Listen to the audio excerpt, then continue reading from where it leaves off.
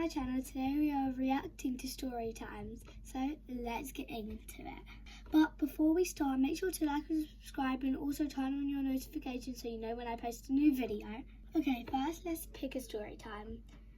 Okay, I think I'm gonna go off. What's your what comes around goes around story? When my son was in 8th grade, his school offered a reward trip to Six Flags for students with perfect attendance and no discipline issues. The ticket was $50, which I knew some families in our area couldn't afford. A few days before the trip, I stopped by the principal's office and asked how many students couldn't go because of the cost. He quietly told me there were 5. I returned within the hour with $250 cash and asked him to use it for those students. I didn't want them to know it came from me, just let them believe the school rewarded them. I volunteered as a chaperone and rode the bus with my son and some of his friends. I watched them light up with excitement, especially the ones who wouldn't have gone otherwise. They screamed on roller coasters, took goofy photos, and made— Sorry guys that I'm pausing it, but so far this video is so nice and I hope all of you would do the same.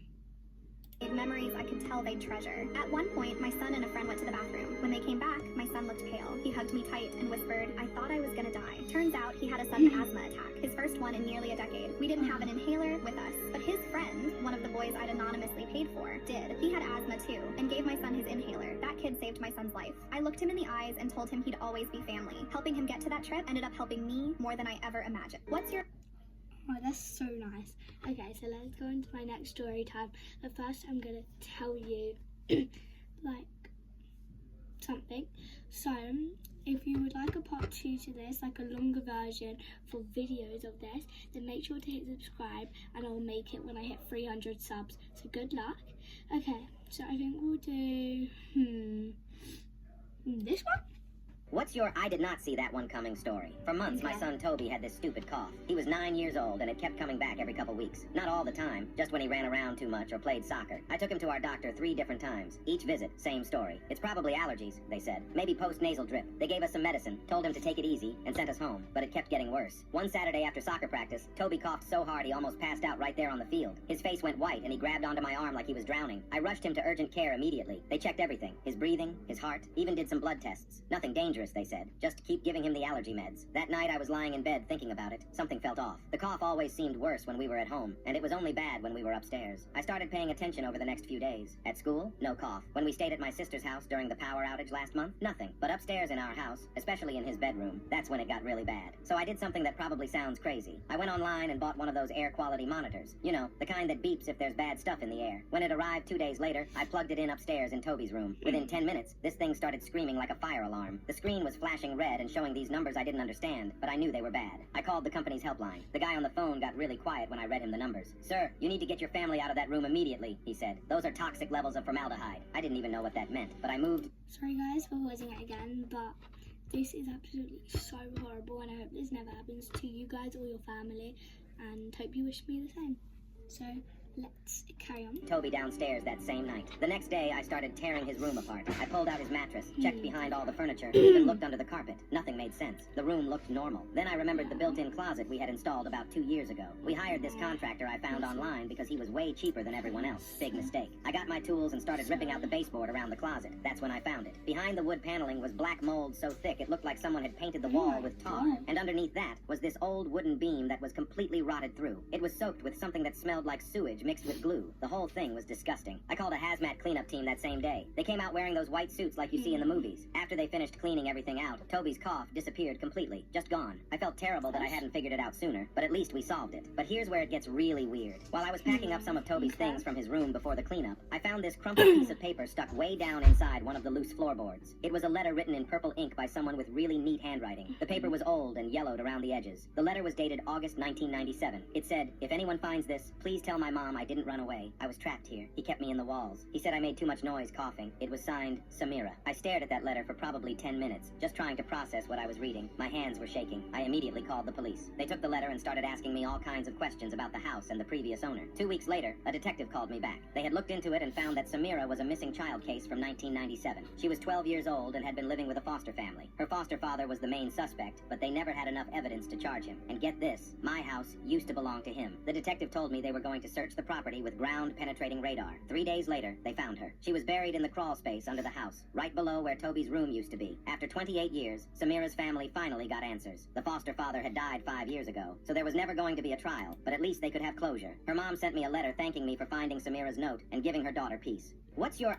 Oh my god. Yeah, y'all, that story was absolutely insane.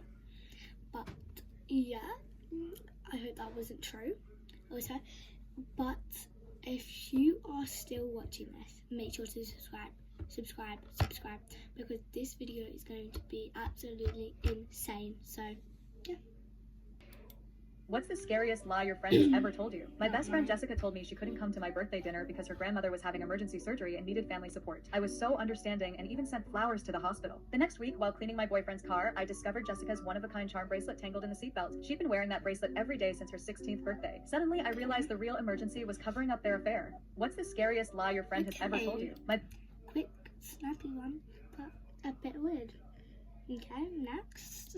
Gave my ex a surprise when I left unexpectedly. 3 months ago, I planted my stuffed cheese bread with meat so my vegetarian roommates stop eating my food without asking. My roommates Jake and Emma are vegetarian, and honestly good for them, but they have this annoying habit of eating literally everything I buy without even asking. Like, I'll come home from work and half my groceries are just gone. It all started about 3 weeks ago when I bought this amazing stuffed cheese bread from Tony's Pizza down the street. I was so pumped to eat it after my double shift at the warehouse. I had maybe 3 pieces that night and saved the rest for the next day. When I got home the next evening, I opened the box and there was literally 1 piece left. 1. They ate like 6 pieces of my food. I asked them about it when they stumbled in around midnight, clearly drunk from some party. Emma just giggled and was like, sorry we were so hungry and it looked so good. Jake nodded and said they were drunk and it fit their diet. No offer to replace it. No actual apology. Just a shrug. That wasn't even the worst part though. A few months back I scored this amazing deal at the grocery store. Mac and cheese was 10 boxes for $10, so I grabbed them all. These were supposed to be my backup meals for when money got tight or I didn't feel like cooking. I came home from a weekend at my girlfriend's place and found only 2 boxes left in my cabinet. 2. They ate 8 boxes of my emergency food and didn't say a word about it. When I confronted them, Emma said they assumed I wouldn't mind sharing, and Jake mumbled something about how they were really stoned and forgot to ask. The thing that really got me was they never once offered me any when they made it. I'd smell it cooking and my stomach would be growling, but they'd just eat in Jake's room with the door closed. So yesterday I decided enough was enough. I went back to Tony's and ordered a large pizza, some wings, and their stuffed cheese bread. But here's the thing. I asked them to put pepperoni inside the cheese bread. The guy at the counter looked confused, but said sure, no problem. I brought everything home and put it in the fridge, then texted my girlfriend about my plan. She thought I was being petty, but admitted it was pretty funny. I went to bed early and waited for them to get home from their Thursday night bar crawl. Around 2 a.m., I heard them stumbling around in the kitchen. I could hear them opening containers and talking in those loud, drunk whispers people do when they think they're being quiet. I heard Jake say, ooh, cheese bread, and Emma giggling. Perfect. I woke up the next morning and went to check the damage. The pizza box was open with just crusts left. They picked off all the pepperoni like usual. The wings were completely gone, but the cheese bread box was empty except for 1 piece with a single bite taken out of it. Emma was on the couch looking green, and Jake was nowhere to be found. I assumed he was in the bathroom. I walked over to Emma with the biggest smile on my face. Hey, how was the cheese bread last night? I asked, trying not to laugh. She groaned and said it tasted weird and made her stomach hurt. That's when I told her the truth. Oh yeah, I had them stuff it with pepperoni. Hope you enjoyed your first taste of meat in 3 years. The look on her face was priceless. Her eyes went wide and she literally covered her mouth like she was going to puke. She started yelling for Jake, who came stumbling out of the bathroom looking equally terrible. Dude, what did you do? Jake asked, holding his stomach. I explained the whole pepperoni situation and watched them both freak out. Emma started crying about how she felt violated, and Jake was mad that I tricked them. I told them maybe next time they should ask before eating food that doesn't belong to them. Emma called me psychotic and said I had no right to force them to eat meat. Jake said it was the most messed up thing anyone had ever done to him. I reminded them that they chose to eat my food without permission, and they chose to eat it without even checking what was in it first. The best part was when Emma said they were going to tell our landlord about this. I laughed and asked what exactly they planned to say. Our roommate bought food with meat in it and we stole it? That shut them up pretty quick. They've been giving me the silent treatment for 2 days now, which honestly is the most peaceful it's been in this apartment since I moved in. My girlfriend came over yesterday and we ordered pizza. They didn't touch a single slice. Guess they learned their lesson. Our lease is up in like 2 weeks anyway, and I'm moving in with my girlfriend. So this was basically my goodbye gift to them. Maybe their next roommate will be more willing to share, but somehow I doubt they'll be stealing food anymore without asking what's in it first.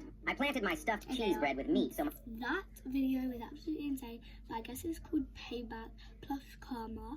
But I hope you enjoyed watching this today, and tell me in the comments if you would like to see more videos like this. Hope you enjoyed. Bye!